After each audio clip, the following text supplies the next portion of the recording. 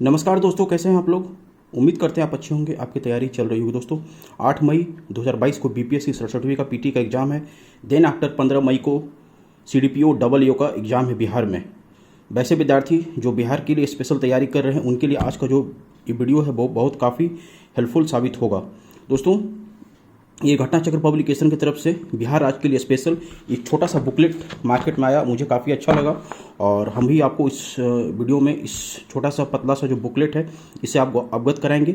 इसके पहले दोस्तों हमने बिहार बीपीएससी के लिए स्पेशल करंट अफेयर्स चैनल पर अपलोड कर दिया है। सिलेक्टेड करंट अफेयर्स हमने डाला है और साथ में इकोनॉमिक सर्वे भी हमने अपलोड कर दिया है। उसे अगर आप नहीं देखे हैं तो प्लीज़ मेरा रिक्वेस्ट एक बार जरूर कम से कम वो वीडियो जरूर देख लीजिएगा और वहाँ से 2 से 3 क्वेश्चन तो मिनिमम आपका जरूर आएगा, इसकी 100% गारंटी है। चलिए दोस्तों, बिना देर किए हुए इस छोटा सा पतला सा बुकलेट से आपका हम परिचय करवाते हैं।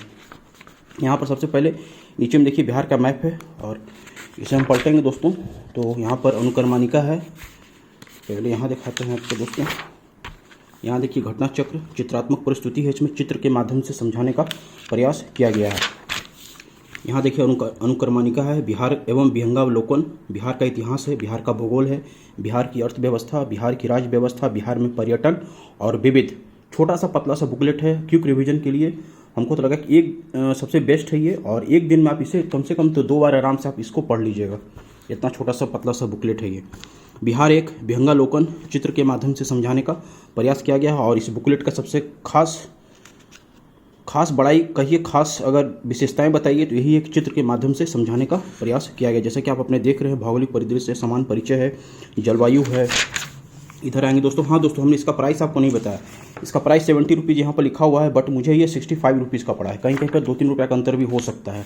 यहाँ पर प्रतीक चिन्ह है, राष्ट्रीय प्रतीक, जनसंख्या के बारे में बताया गया। फिर उसके नीचे जनसंख्या 2011, जनगणना से भी क्वेश्चन रहता है दोस्तों। 2 से 3 क्वेश्चन तो जनगणना से हर एक साल रहा है, आज तक का रिकॉर्ड है। और प्रशासनिक परिदृश्य है, सीमाएं हैं, नॉर्थ में, वेस्ट, साउथ, ईस्ट में कौन कौन सा राज्य, कौन कौन सा जिला लगता है बिहार का, उसके बारे में बताया गया। फिर सिंचाई है, सबसे बड़ी नदी कौन है बिहार में, लोकसभा में कुल कितने सीटें हैं बिहार से, और जिला परिषद की कितनी सीटें हैं। जैसे आपको इंपॉर्टेंट टॉपिक आपको पढ़ने के लिए मिलेगा। इधर बढ़ेंगे दोस्तों। फिर राज्य विधायिका के बारे में बताया गया, परीक्षा दृष्टि के बारे में बताया गया। फिर बिहार प्रशासनिक मानचित्र के माध्यम से समझाने का प्रयास किया गया, जैसा कि आप अपने स्क्रीन पर देख रहे हैं दोस्तों। आगे भी चलेंगे दोस्तों। फिर यहाँ पर आपको बिहार एवं बिहार का इतिहास एवं संस्कृति के बारे में पढ़ने के लिए मिलेगा, जिसमें कि पूर्व पाषाण काल है, फिर मध्यकालीन बिहार के बारे में, फिर आधुनिक बिहार में जो घटनाएं घटी थी उसके बारे में आपको पढ़ने के लिए मिलेगा। आगे चलिए दोस्तों, आप देखते चलिए। हर्यक वंश है, शिशुनाग वंश के बारे में बताया गया है, नंद वंश के बारे में बताया गया है, फिर बिंदुसार के बारे में, अशोक के बारे में, फिर बिहार में स्थित जो अशोक का अभिलेख है कहाँ कहाँ पर है और उस जो अभिलेख है उसमें क्या क्या लिखा हुआ है उसके बारे में बताया गया है। फिर यहाँ पर परीक्षा दृष्टि के माध्यम से भी कुछ इंपॉर्टेंट पॉइंट को समझाने का प्रयास किया गया। आगे चलते हैं दोस्तों। फिर यहाँ देखिए आप, मिथिला का कर्नाट वंश है परीक्षा दृष्टि से। फिर बिहार में बौद्ध धर्म एवं जैन धर्म, बौद्ध धर्म जैन धर्म तो VVI है। हर एक साल यहाँ से 2 क्वेश्चन तो मिनिमम पूछा गया है, बौद्ध धर्म, जैन धर्म, महावीर। इसलिए आप तो नोट करके जाइएगा और इसे पूरा बढ़िया सा पढ़ के जाइएगा, बौद्ध धर्म, जैन धर्म। फिर यहाँ देखिए दोस्तों, बिहार स्थित बौद्ध महाविहार कहाँ कहाँ पर है, बिहार में विक्रमशिला विश्वविद्यालय की क्या स्थिति है, बिहार स्थित प्राचीन विश्वविद्यालय नालंदा विश्वविद्यालय संस्थापक कौन थे, कुमारगुप्त, और इनको नष्ट किसने किया था, तो बख्तियार खिलजी ने। यहाँ दोस्तों शुरू हो जाता है फिर मध्यकालीन बिहार भी देखिए आप चित्र के माध्यम से समझाने का प्रयास किया गया है। आगे चलिए दोस्तों। फिर यहाँ पर देखिए मुगलकालीन बिहार के बारे में है, बिहार के मध्यकालीन अभिलेख, यूरोपियों का बिहार आगमन, शेरशाह सूरी, फिर आधुनिक बिहार का इतिहास, मॉडर्न हिस्ट्री वेरी इंपॉर्टेंट है। सबसे ज़्यादा क्वेश्चन तो कहिए आप यहीं से रहता है। आधुनिक बिहार का क्या क्या इतिहास रहा है। आप बैक ईयर का क्वेश्चन उठा के देखिएगा तो आपको खुद ब खुद समझ में आ जाएगा कि क्वेश्चन सबसे ज़्यादा मॉडर्न हिस्ट्री में बिहार के परिप्रेक्ष्य में सबसे ज़्यादा क्वेश्चन पूछा गया है और ये क्विक रिवीजन के लिए सबसे बेस्ट है। संथाल विद्रोह के बारे में बताया गया है। फिर 1857 की क्रांति। फिर देखिए बिहार में किसान आंदोलन, कुंवर सिंह, बिहार प्रांतीय किसान सभा के सम्मेलन, बिहार के प्रमुख क्रांतिकारी, मुजफ्फरपुर बम कांड और चंपारण सत्याग्रह तो इम्पॉर्टेंट कहिए, ये तो सदाबहार टॉपिक है चंपारण सत्याग्रह। फिर आगे देखिए चंपारण सत्याग्रह में गांधी जी की क्या स्थिति रही थी, क्या क्या उन्होंने काम किया था उसके बारे में दिया गया। फिर बिहार में साइमन कमीशन का बहिष्कार, बिहार में व्यक्तिगत सत्याग्रह। फिर यहाँ पर देखिए पटना सचिवालय गोलीकांड में जो स्टूडेंट शहीद हुए थे उनके बारे में यहाँ पर दिया गया है। फिर बिहार में आर्ट एंड कल्चर, लोक संस्कृति के बारे में, बिहार का कौन कौन सा प्रमुख त्यौहार है, कौन कौन सा नृत्य है बिहार का, वो सब आपको यहाँ पर पढ़ने के लिए मिलेगा। आगे चलते हैं दोस्तों। फिर यहाँ पर देखिए मंजूषा चित्रकला के बारे में बताया गया है। फिर बिहार के प्रमुख लोकगीत, फिर कोहबर घर के चित्र, ये शादी ब्याह में यूज होता है, बनता है। आपके घर में भी अगर शादी हुआ होगा तो आपको पता ही होगा। फिर यहाँ पर देखिए दोस्तों बिहार के लोकगीत, बिहार के प्रमुख लोक गायक एवं गायिकाएँ। शारदा सिन्हा तो बिहार की फेमस गायिका हैं। और फिर देखिए दोस्तों बिहार के प्रमुख लोक नाट्य परंपरा, जट जाटे नृत्य, डोमकच, सामा चकेवा। दोस्तों मेरा प्रयास अगर आपको अच्छा लगता है तो प्लीज़ आप चैनल को लाइक शेयर एंड सब्सक्राइब करके सपोर्ट कर सकते हैं। आगे चलेंगे दोस्तों। फिर यहाँ पर देखिए जुमारी नृत्य के बारे में बताया गया है। फिर बिहार के लोक नृत्य के बारे में बताया गया, कौन कौन सा नृत्य है, कहाँ कहाँ पे होता है वो सब। और उसके नीचे फिर बिहार में कला एवं संस्कृति संबंधित प्रमुख संस्थान कौन कौन से हैं जहाँ पर तैयारी करवाया जाता है। फिर आगे बढ़ेंगे दोस्तों। फिर यहाँ पर आपको पढ़ने के लिए मिलेगा बिहार का भूगोल, ज्योग्राफी ऑफ बिहार, जिसमें कि सबसे पहला है दोस्तों बिहार की भूगर्भिक संरचना, धारवार क्रम, टर्सरी चट्टाने, विंध्य चट्टाने, क्वाडरी चट्टाने। फिर नीचे उसके नीचे दोस्तों बिहार की भू आकृतिक संरचना, परीक्षा दृष्टि से क्या इंपॉर्टेंट हो सकता है वो यहाँ पर दिया गया है। आगे चलेंगे दोस्तों। फिर मैदानी क्षेत्र है, दक्षिण का सीमांत पठारी प्रदेश, खड़गपुर की पहाड़ियाँ, परीक्षा दृष्टि से क्या इंपॉर्टेंट है। फिर आगे बढ़ेंगे तो बिहार की मृदाएँ के बारे में आपको पढ़ने के लिए मिलेगा।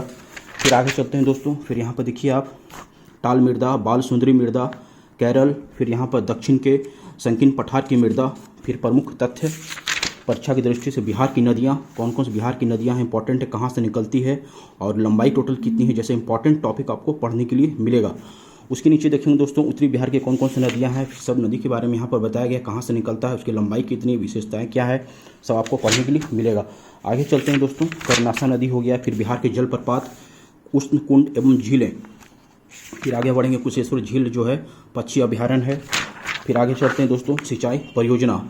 अभी दोस्तों बिहार में जो कल सबसे बड़ा एक प्लांट का उद्घाटन हुआ है पेप्सी का, और ये आपका बरौनी में हुआ है, शायद बरौनी में हुआ है, और 550 करोड़ रुपए की इसका टोटल लागत था। अभी 332 करोड़ रुपया उसमें इन्वेस्टमेंट हुआ। कल बिहार के मुख्यमंत्री नीतीश कुमार ने उसका उद्घाटन किया। वहाँ पर जो पेप्सी कंपनी का जो भी प्रोडक्ट रहता है उसका मैन्युफैक्चरिंग होगा, तैयार होगा।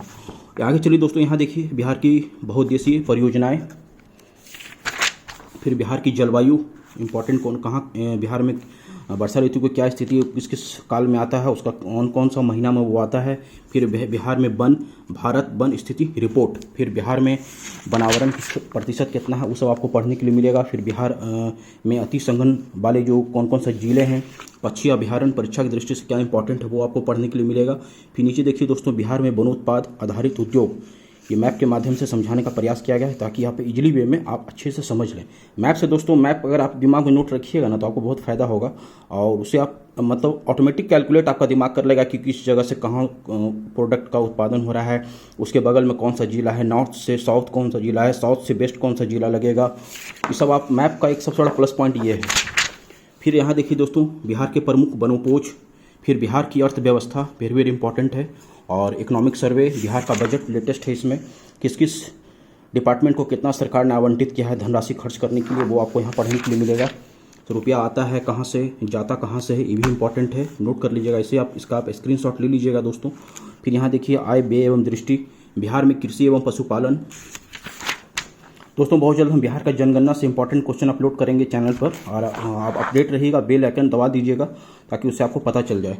फिर बिहार में फसल प्रतिरूप, गेहूँ, मक्का, ईख, ये सब जो फसल है उसके बारे में यहाँ पर दिया गया, कौन कौन सा जिला उत्पादन कर रहा है। और यहाँ जैसे देखिए आलू के बारे में, तो आलू का सबसे ज़्यादा उत्पादन कहाँ होता है, पटना में, दूसरा नंबर नालंदा है, तीसरा समस्तीपुर है।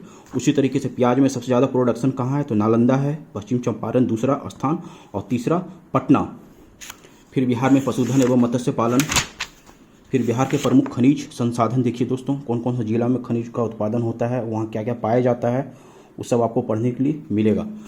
आगे चलेंगे दोस्तों। फिर बिहार में प्राप्त प्रमुख खनिज, इसका भी आप स्क्रीनशॉट आप ले लीजिएगा दोस्तों।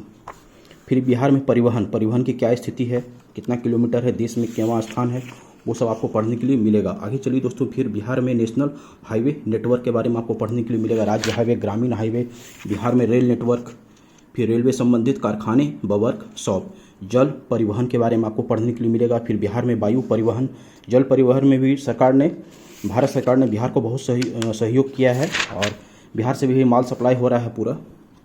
बिहार के प्रमुख हवाई अड्डे, कौन कौन सा हवाई अड्डा है, जैसे गया में एक अंतर्राष्ट्रीय हवाई अड्डा है, फिर दरभंगा में हाल ही में शुरू हुआ है, मुजफ्फरपुर हवाई अड्डा भी चालू नहीं है, और आपका मेन तो अभी कहिए बिहार में पटना है, गया है और दरभंगा, 3 हवाई अड्डा अभी जो है काम कर रहा है। पूर्णिया हवाई अड्डा तो अभी मिलिट्री के लिए यूज होता है, पैसेंजर के लिए यूज अभी नहीं होता है। फिर बिहार में ऊर्जा संसाधन के बारे में बताया गया है दोस्तों।